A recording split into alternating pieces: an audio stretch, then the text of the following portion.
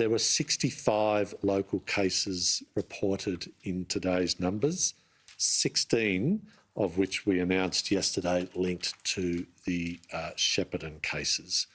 Kate will go through those links in more detail shortly.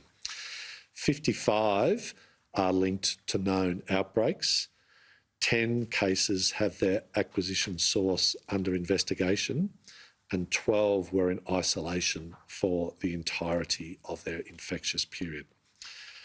I can also advise another case reported overnight, but not in this morning's numbers, has come in from the Mansfield area, and it too is linked to the Shepparton cases.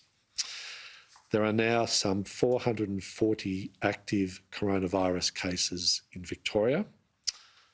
27 people are now in hospital. That's a significant jump from where we were in recent days. 12 of those 27 are in ICU and 5 are on a ventilator. And we send our best wishes and support to all of those people who are struggling with this virus. There were 44,147 tests processed yesterday for the COVID-19 virus.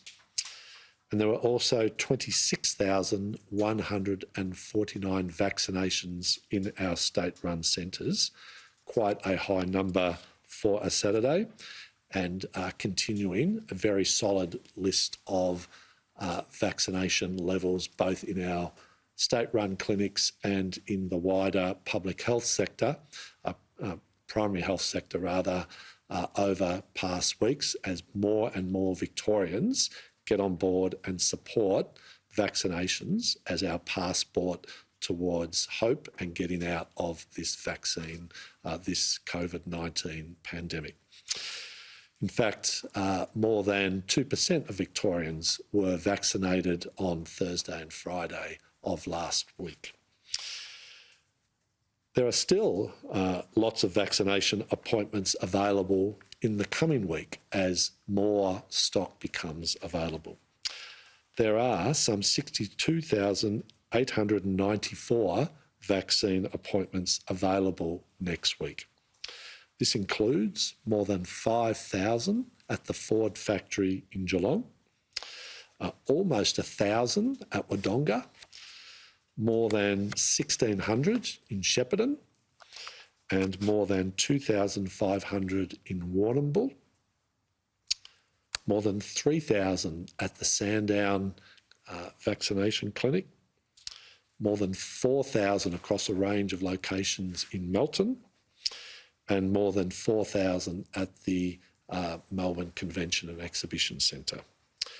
And there's 1,500 available at the Frankston Bayside Centre.